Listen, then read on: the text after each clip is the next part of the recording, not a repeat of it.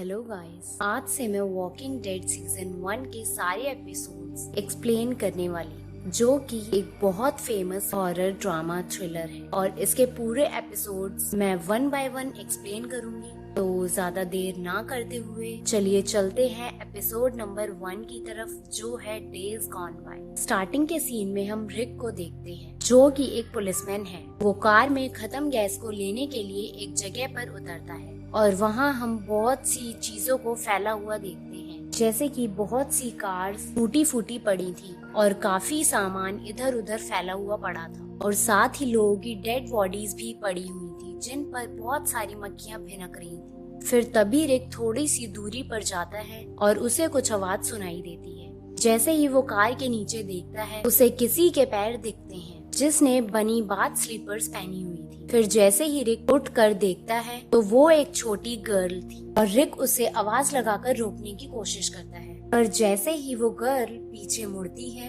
तब रिक को पता चलता है कि वो ज़ोंबी है और वो गर्ल रिक के पीछे पड़ जाती है। रिक उसे वहीं पर शूट कर देता है। फिर ये सीन यहीं पर कट करके हमें फ्लैशबैक दिखाया जाता है, जहाँ पर रिक और उसका फ्रेंड शान मैन और वुमेन के बीच के डिफरेंस की बात कर रही थी। फिर रिक ने शैन को अपने सन और वाइफ की बात बताई। रिक ने बताया कि एक रात पहले ही उन दोनों का झगड़ा हुआ था, और रिक शैन से शेयर करता है कि शायद उसकी बीवी किसी बात पर नाराज है। तभी दोनों को एक इम्पोर्टेंट कॉल आता है और रिक और शैन एक मिशन पर चले जाते हैं, जहाँ पर रिक को गोली लग जाती है। और फिर हमें सीधे हॉस्पिटल का सीन दिखाया जाता है, जहाँ पर हम सिर्फ शैन को देखते हैं कि वो रिक से मिलने आया हुआ है। पर रिक उस टाइम कोमा में था और एक दिन फिर रिक को होश आता है और उसे शैन की कुछ कुछ बातें याद आने लगती है। जैसे ही वो हॉस्पिटल के बेड से उठने की कोशिश करता है, रिक जोर से जमीन पर गिर जाता है और नर्स को आवाज देने लगता है। फिर किसी के आंसर ना करने पर रिक खुद ही खड़ा होकर उस रूम से बाहर जाता है। तभी वो वहाँ पर बहुत सारा सामान इधर उधर फैला हुआ देखता है, और थोड़ा आगे जाने पर एक रूम में बहुत सारे लोगों की आवाज सुनाई दे रही है।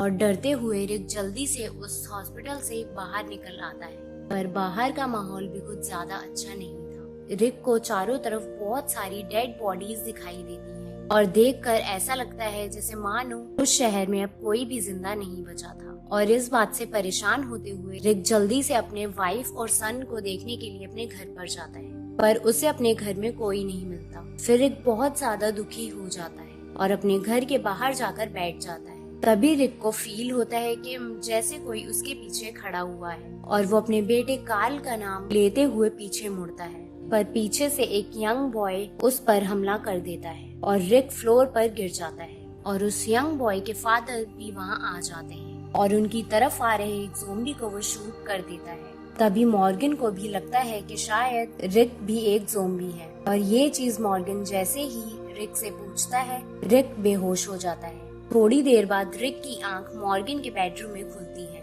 और रिक खुद को बेड से बंधा हुआ पाता है। तभी मॉर्गन उससे पूछता है कि क्या किसी ज़ोंबी ने काटा है। फिर रिक उसे बताता है कि उसको पहले गोली लगी थी। फिर रात होते ही तीनों डिनर करते हैं और बाहर से ज़ोंबीज के चिल्लाने की आवाजें आने लगती हैं, और उनमें से एक ड्वेन की मॉम भी थी। फिर ड्वेन अपनी मॉम को देखकर रोने लगता है।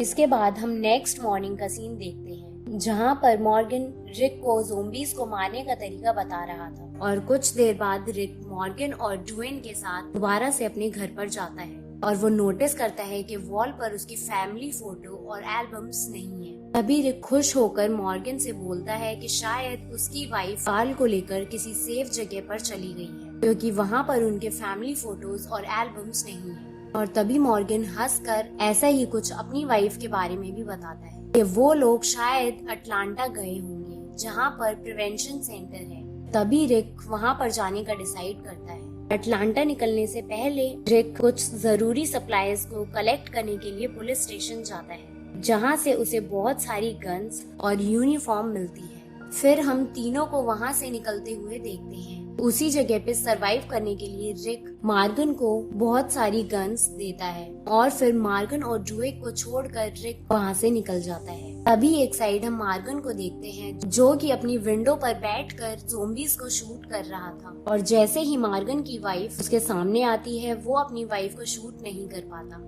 और तेज तेज रोने लगता है। और दूसरी साइड हम रिक को देखते हैं जो कि पुलिस रेडियो को यूज करता है जिससे कोई अगर जिंदा हो तो उसको रिस्पॉन्ड कर पाए। तभी रिक का मैसेज एक ग्रुप सुन लेता है। इस ग्रुप में शैन, लॉरी, कार्ल और बाकी कुछ और लोग भी थे, पर रिक उनकी आवाज नहीं सुन पाता और कॉल डिस्कनेक्ट हो जाता है। तभी कुछ देर बाद रिक की कार में गैस खत्म हो जाती है। उसे ही लेने के लिए रिक उतरता है, पर वहाँ पर दूर दूर तक ऐसा कोई भी नहीं था जो रिक को गैस प्रोवाइड करा सके। फिर कुछ दूर चलने के बाद रिक को एक हॉर्स दिखाई देता है, जिसको कन्विंस करने के बाद रिक आगे का रास्ता उस हॉर्स पर तय करता है। कुछ दूर जाने के बाद रिक को एक हेलीकॉप्टर की आवाज आती है और उस हेलीकॉप्टर को अप्रोच करते करते रिक एक ऐसे मोड़ पर पहुंच जाता है जहां पर बहुत सारे ज़ोंबीज थे और अब रिक चारों तरफ से उन ज़ोंबीज से घिर गया था। पर रिक के उस हॉर्स से उतरने के बाद सारे ज़ोंबीज उस हॉर्स को खाने लगते हैं। फिर उसकी सारी गन्स ज़ोंबीज के बीच में गिर जाती है और कुछ ज़ोंबीज रिक की तरफ अट्रैक्ट हो जाते हैं और फिर रिक इतना ज्यादा घबरा जाता है कि उसे वहाँ पर कुछ भी नहीं दिखता, पर पास ही खड़े एक आर्मी टैंक के नीचे रिक घुस जाता है और वहाँ भी चारों तरफ से ज़ोंबी उसे ब्लॉक कर लेते हैं। उस टैंक के नीचे से टैंक के अंदर जाने का रास्ता होता है और जल्दी से रिक उस टैंक के अंदर चला जाता है। फिर उस टैंक के अंदर जाने के बाद रिक थोड़ा रिलैक्स फील करता है, पर जैसे ही वो अपने साइड में देखता है उसे एक और ज़ोंबी दिखता है और एक बची हुई गन से रिक उसे शूट कर देता है। उस ज़ोंबी को शूट करने के बाद रिक को कुछ भी समझ नहीं आता कि अब उसे क्या करना चाहिए। तभी रिक खुद को भी शूट करने का डिसाइड करता है, पर वहाँ उस टैंक के अंदर उसे एक रेडियो के चलने की आवाज सुनाई देती है और ये एपिसोड यहीं पर खत्म हो जाता है। तो फ्रेंड्स, ये था वॉकिंग डेड का एपिसोड नंबर 1। अब इसकी आगे की कहानी जानने के लिए प्लीज हमारे साथ जुड़े रहिए और जल्दी ही मैं सेकंड एपिसोड भी लाऊंगी। तो मिलती हूँ मैं आपसे नेक्स्ट वीडियो में।